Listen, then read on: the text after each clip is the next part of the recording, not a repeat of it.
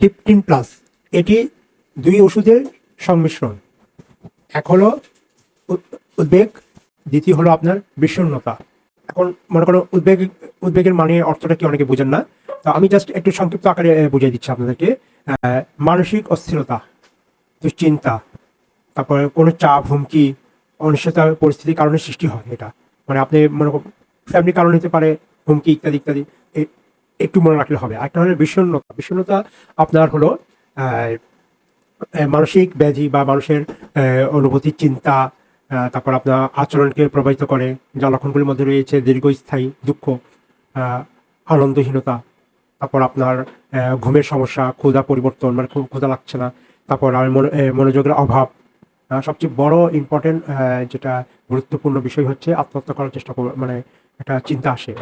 এগুলা একটু সাবধানতা থাকবেন। আর এটার জন্য ট্রিপটিন প্লাসটা খুব ভালো কার্যকর।